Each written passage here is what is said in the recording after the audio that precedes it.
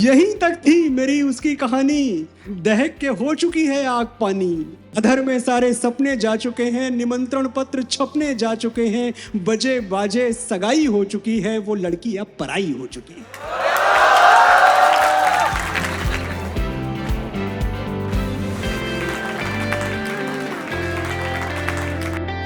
तो सर कैसा लग रहा है वापस कॉलेज आके?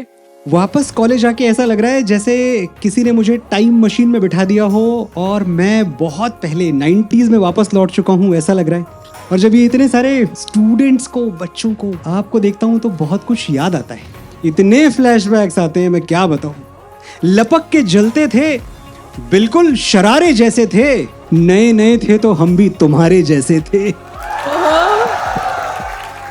हम सबको पता ही हुआ सच एन अमेजिंग राइटर, तो हम सब जानना चाहेंगे कि आप कैसे थे पढ़ाई में? अच्छा, ये सवाल मैं आपसे पूछता हूँ, मेरी हिंदी ठीक ठाक है ना? मतलब आपको ठीक लगती है हिंदी? हिंदी में आपके हिसाब से मुझे कितने मार्क्स मिले होंगे क्लास 10th में?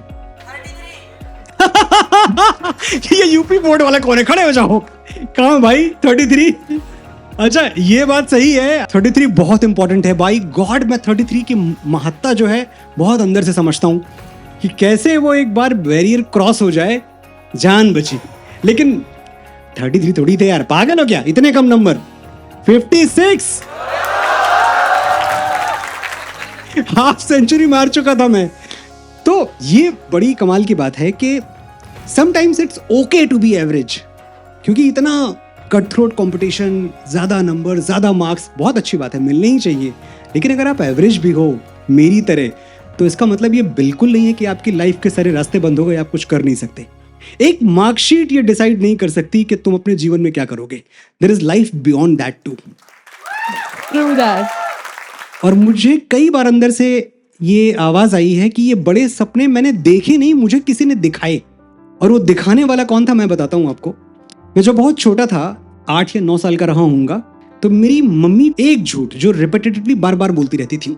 जब भी हमारी कॉलोनी की 8-10 महिलाएं किसी रीजन से तीज त्योहार के बहाने इकट्ठा हों, तो मेरी मम्मी शुरू हो जाएं, देखो बहन, तुम्हारा रमेश अच्छा है, तुम्हारा रिंकू भी अच्छा है, और दीपक भी अच्छा है, शैलेंद्र भी अच्छा है, लेकिन मेरे मन्नू जैसा कोई नहीं। मन्नू मैं। अच्छा, मेरा एम्बेरसमेंट इस लेवल का कि ये दीपक जो है ये 90% मार्क्स ले आता है, ये रिंकू जो है क्रिकेट टीम का कैप्टन है स्कूल की, मुझे 12th मैन भी नहीं लेते। कुछ भी स्पेशल नहीं था मुझ में, एंड आई न्यू इट। ये कहानी इतने दिनों तक चली, बरसों तक चली। जब मैं थोड़ा समझदार हुआ तो एक दिन मैंने डिसाइड किया कि मैं अपनी माँ को ये झूठ बोलने से रोक तो नहीं सकता, लेकिन इस झूठ को सच में बदलने की कोशिश तो कर सकता हूँ। सर, आपकी लिरिसिस्ट जर्नी ने हम सबको बहुत इंस्पायर किया है, तो आप ऐसे कुछ मोमेंट्स शेयर कर सकते हैं जिन्होंने आपके करियर को इस तरीके से शेप करने में आपकी हेल्प करी? देखो, मोमेंट्स तो बहुत सारे हैं, लेकिन जो सबसे इंपॉर्टेंट चीज है मेरी जर्नी में वो ये है कि मुझे बहुत पहले ये पता चल गया कि मेरे पास एक सुपर पावर है, और वो सुपर पावर हर किसी के पास होता है। गॉड ने कोई मैन्युफैक्चरिंग डिफेक्ट नहीं किया, हम में से किसी को भी ऐसा नहीं बनाया जिसके पास एक सुपर स्पेशल पावर ना हो। तो होता ये है कि हमें खोजना होता है, इंट्रोस्पेक्ट करके, अपने आप से बात करके कि क्या है हम में ऐसा जो किसी और में नहीं है। तो जब मैं अपने आप से बात करता तो मुझे लगता मेरे पास कुछ शब्द हैं, कुछ कहने की ताकत है जो शायद बहुत कम लोगों में है। तो ये मैं बहुत पहले समझ गया था, जब मैं शायद क्लास 12th में रहा हूँगा, तब तक मुझे अंदाजा हो चुका था कि मुझे शब्दों की दुनिया में जाना है। अब जरूरी क्या था इसके बाद? एक हार्ट ब्रेक। भाई, उसके बिना पोइट्री कैसे होगी? हो ही नहीं सकती। हार्ट ब्रेक एक ऐसी चीज है, जब हो रहा होता है तो हमें बड़ी तकलीफ होती है, लेकिन अगर हम जरा सा भी प्रूडेंट हैं, हमारे अंदर थोड़ी विजडम है, तो आप उसको इस तरह से लीजिए कि यहीं से आपकी तरक्की के सारे रास्ते खुलने वाले हैं। तो मेरे साथ ये था कि क्लास 12th में मेरा बड़ा वाला, मेजर वाला हार्ट ब्रेक हो चुका था। इतना बड़ा हार्ट ब्रेक हुआ कि मैं ये समझ गया कि अब अगर मैं इस दिल के ये जो टूटे हुए टुकड़े हैं, इनको अगर मैं समेट पाऊं तो इनसे कुछ बड़ा किया जा सकता है। तो मेरी लाइफ में जो सबसे बड़ा हार्ट ब्रेक मोमेंट था वो ये था, जब मेरी गर्लफ्रेंड ने, जो उस जमाने की थी, उन्होंने मुझसे कहा, देखो ऐसा है कि जो लेटर्स मैंने तुम्हारे लिए लिखे थे और जो फोटोग्राफ्स हैं हमारे, वो सब हमें वापस कर दो। इनसिक्योर थी। और मैं ये सोच के परेशान हो गया कि भाई, तुम्हारा इन्वेस्टमेंट मेरे अंदर क्या था? चिट्ठियां, जो तुमने मुझे कुछ चिट्ठियां लिखी, और मेरा इन्वेस्टमेंट जो तुम में था वो कुछ और था। मैंने पता नहीं कितनी रातें जागते हुए तुम्हारे लिए पोइट्री करते हुए बिता दी। पता नहीं कितने दिन जब हम मेरी उम्र के बच्चे क्रिकेट खेलते हैं, मैं एक पोल पकड़ के मई जून की दोपहरी में तुम्हारी खिड़की खुलने का इंतजार करता रहा। इतना कुछ मैंने तुम पे इन्वेस्ट किया और उस गुस्से से मेरी पहली नज्म का जन्म हुआ था कि आंखों की चमक, जीने की लहक, सांसों की रवानी वापस दे। मैं तेरे खत लौटा दूंगा, तू मेरी जवानी वापस दे। तो जवानी बहुत इंपॉर्टेंट है भाई। ठीक है, आपका इन्वेस्टमेंट हमें कुछ चिट्ठियां थी, कागज के पन्ने थे, ठीक है, लेकिन हमने बहुत कुछ आप में इन्वेस्ट किया। कतील शिफाई साहब एक बहुत बड़े शायर हैं पाकिस्तान के, उनका एक बड़ा अच्छा सा कथा है कि सिमट सका न कभी जिंदगी का फैलाओ, कहीं भी खत्म गमे आशिकी नहीं होता, निकल ही आती है कोई न कोई गुंजाइश, किसी का प्यार कभी आखिरी नहीं होता। So, okay, moving on to the next कि आपको क्या लगता है कि the lyrics and musics they play an important role in shaping the patriotic sentiments in the listeners? All kinds of sentiments, why just patriotic? Yeah, all kinds of sentiments for that matter. बिल्कुल। देखिए, मैं अगर अपनी बात करूं, क्योंकि जब तक मैं अपनी बात करूंगा तभी तक मैं सच बोल रहा हूं, बाकी मैं किसके बारे में क्या जानता हूं। तो मैं अमेठी गौरीगंज एक छोटा सा कस्बा था, और ये आप समझ लीजिए ये 80s की बात है, लेट 80s की। तो मैं स्कूल मेरा बहुत दूर था मेरे घर से। मैं जब घर पहुंचता तो तकरीबन 1:40 हो चुके होते मेरे घर पहुंचने में, और रेडियो लगाता मैं, तब रेडियो का जमाना था, और गाने सुनने को मिलते। 20 मिनट पूरे दिन में सिर्फ फिल्मों के गाने आते थे उन दिनों। तो 20 मिनट में मैंने ऐसे ऐसे गाने सुने कि शायद अर्ली 80s या लेट 80s तक मैं डिसाइड ही कर चुका था कि मैं ऐसा ही कुछ करना चाहता हूँ। तो जो सेंसिबिलिटी थी उस वक्त के गानों की मैं कभी भूल नहीं सकता। मैं पल दो पल का शायर हूँ, पल दो पल मेरी कहानी है, पल दो पल मेरी हस्ती है, पल दो पल मेरी जवानी है। कल और आएंगे नगमों की खिलती कलियां चुनने वाले, मुझसे बेहतर कहने वाले, तुमसे बेहतर सुनने वाले। कल कोई मुझको याद करे, क्यों कोई मुझको याद करे, मसरूफ जमाना मेरे लिए क्यों वक्त अपना बर्बाद करे। मैं पल दो पल का शायर हूँ। जब आप अच्छे गाने सुनते हैं, जब आप अच्छा कुछ पढ़ते हैं, तो जाने अनजाने आप शेप हो रहे होते हैं। आप कल क्या बनेंगे ये इस पर डिपेंड करता है कि आज आप क्या पढ़ रहे हैं। अगर आज आप कुछ अच्छा नहीं पढ़ रहे, कुछ सार्थक नहीं पढ़ रहे, तो विश्वास मानिए कल कुछ बहुत अच्छा बनने के, बहुत बड़ा बनने के चांसेस बहुत डिप्लीट हो जाते हैं, बहुत कम हो जाते हैं। Can you share creative process जो भी एक होता है behind creating all these mesmerizing and soulful songs जो भी आपने आज तक create करा है? Because all of them are my favorite. First of all, I cannot really pinpoint या उस पर फिंगर नहीं रख सकता मैं कि देखो ये मेरा प्रोसेस है। हर गाने का प्रोसेस अलग होता है, लेकिन मैं इन अ नटशेल अगर आपको बताना चाहूँ तो इंटरनलाइज करना और वक्त गुजारना किसी इमोशन के साथ सबसे जरूरी है।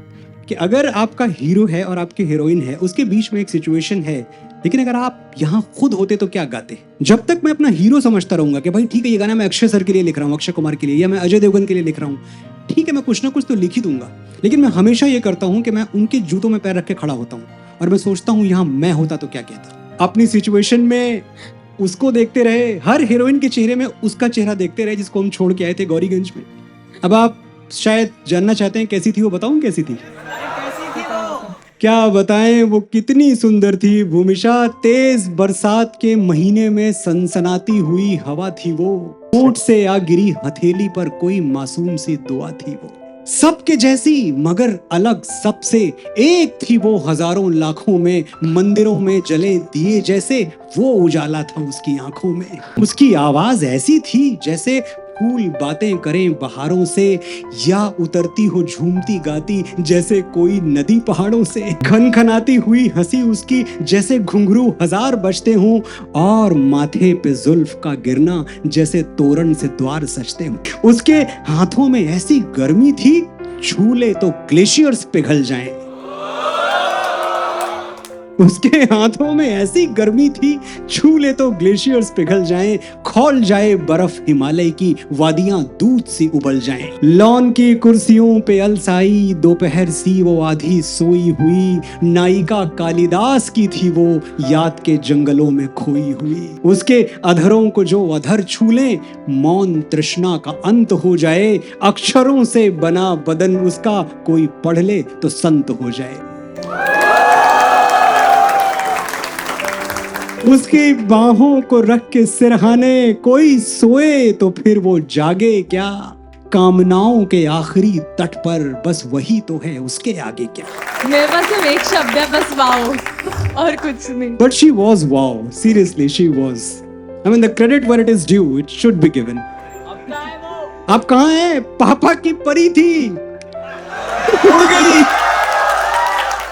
यहीं तक थी मेरी उसकी कहानी, दहक के हो चुकी है आग पानी। अधर में सारे सपने जा चुके हैं, निमंत्रण पत्र छपने जा चुके हैं, बजे बाजे सगाई हो चुकी है, वो लड़की अब पराई हो चुकी है।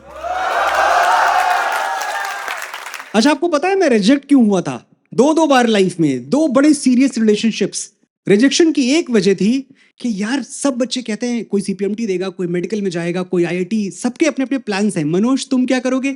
मैं तो जी गाने लिखूंगा।